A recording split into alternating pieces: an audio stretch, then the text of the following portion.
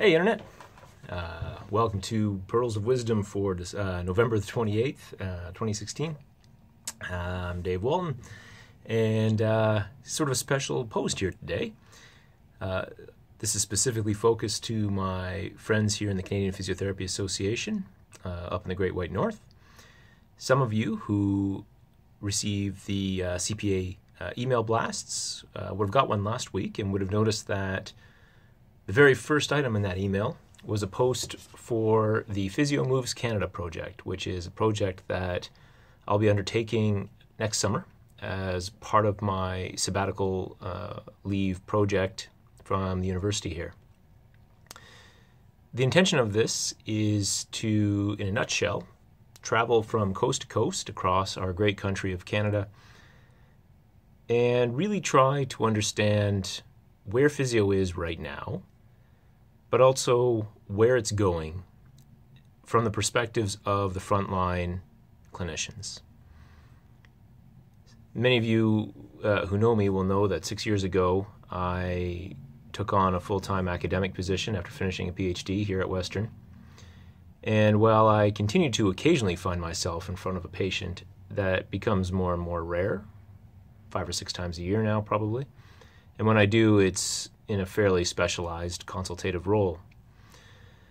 So I become recently acutely aware that for every day I sit here in my office at Western University in London, Ontario, I become one day more removed from the realities of frontline, day-to-day clinical practice. And you know, if I'm going to fancy myself a clinical researcher, I should probably have a pretty good finger on the pulse of what's happening out there. Now, of course, I could have created an online survey, do that lots, could have picked up the phone, rang some people, said, hey, what's happening out there? How are things going? Am I, as a clinical researcher, asking the right questions for you, Mr. or Mrs. Clinician? And I would have gotten sort of a fairly sanitized answer, I'm sure. But I want something more rich than that. I need to know that every day I come here to my office and I turn on my computer and I connect with my students and I conduct research that I think is important, that I'm asking the right questions. And it seems to me that the people who are in the best position to answer that, to tell me whether or not I'm asking the right questions, are the people who may someday be applying the research that I and my academic colleagues create. So the goal is to be a 2 to 3 month process starting next July. Myself, my wife, who is also a physical therapist, Amanda, and our 2 daughters. We are going to pack up, fly out to Newfoundland, hop in a vehicle, and over the next 2 months, hit as many, in particular, innovative physical therapy clinics in Canada as we can, and end up somewhere out on the West Coast, hopefully up in Whitehorse if all goes according to plan. And we are specifically looking for innovations. My question, or questions that I'm trying to answer, are not just where is physio now, but where is it going? And again, I will say those who know me know that I have a particular fascination with the future and an attempt to try and look 10 or 15 years down the road.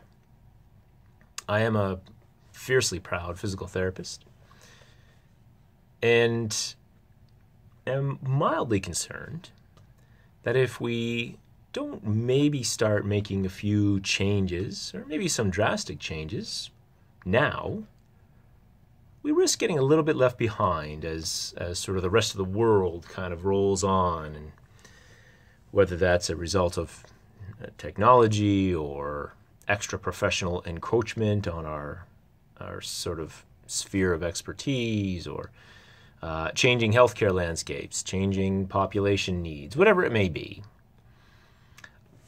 when I put my educator hat on, I have a mild sense of anxiety that perhaps we could be doing a better job preparing our new graduates for what the future of physiotherapy looks like. So in particular, we want to get out there and find clinics that we would consider to be, or that you consider, particularly innovative, in that you're pushing the boundaries, the traditional boundaries of physical therapy forward, bringing us all sort of in towards whatever the next phase of our evolution looks like. I'm also well aware that I have traditionally practiced in a fairly sanitized, whitewashed world, to be honest, here in southwestern Ontario. I have no good sense of what it's like to treat or to provide care to Indigenous populations up in a remote part of the country.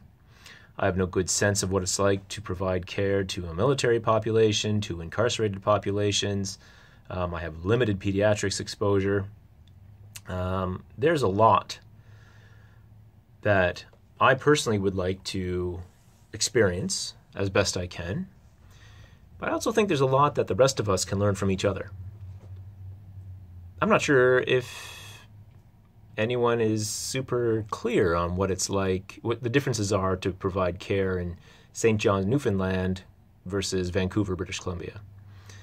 We could guess, but wouldn't it be cool if someone actually went and saw? And so that's what we'll be doing. It'll be a bit of a hybrid, primarily a qualitative research study, and I've been quite fortunate to connect with some very strong qualitative researchers here at Western. And we will be conducting focus groups and one-on-one interviews. We'll be collecting as much information as we can through video, through pamphlets, the occasional town hall meeting. So this is going to be a full-on, ethically approved research study. But at the same time, we're going to be trying to capture some video footage that really highlights successes and innovations in physical therapy, and maybe also some of the challenges and some of the threats that potentially are coming down the road. The intention of all of this, I've got 4 broad intentions. One is to identify priorities for clinical research in physical therapy going forward, to try and understand this concept of mobility in Canada. As physical therapists, we are trying to position ourselves as the mobility experts. But again, I suspect the meaning of mobility is different to the Toronto bike messenger, the Halifax fisherman, the Indigenous hunter. So trying to understand where the consistencies in this concept of mobility are, but also where the differences are. The third question is, are we training our future providers properly? Is there changes that need to be made to our training programs, either pre or post-professional development? And then finally, the question of threats and opportunities. And certainly it's not, I don't expect it to be all doom and gloom. In fact, I'm quite optimistic for the future, as long as we are prepared for it. So while on one level I'd really be interested in hearing what clinicians think are the threats coming down the pike to the profession if we don't change now, I'm also interested in what the opportunities are. And I think there are several. We just need to be ready to harness them when we see them. So there are many opportunities for people who are interested in this to get involved. If you haven't already, go visit the website at physiomovescanada.com. We'll put a link to that in the description below this video. We're going to be doing some different events over the coming 6 to 8 months, some for awareness, some for fundraisers. But as of right now, the call is open for innovative centers to send us information on what you're doing that's different, that you think that other providers in Canada could learn something from. We want to hear those stories because this is a way to help us understand where we're going to stop. We can't hit everywhere, of course, really. While 2 months sounds like a lot of time to spend on the road, Canada's a big country. So we can't hit everywhere, but we need to go through and we need somehow, we've got a process in place to vet these opportunities to stop at different places, but we need to hear about them. So right now that call is open. Go to the website, take a look at your CPA email. Send me an email, dwalton5@uwo.ca, or you can hit us up at info@physiomovescanada.com. So that's the project. We are super excited about it.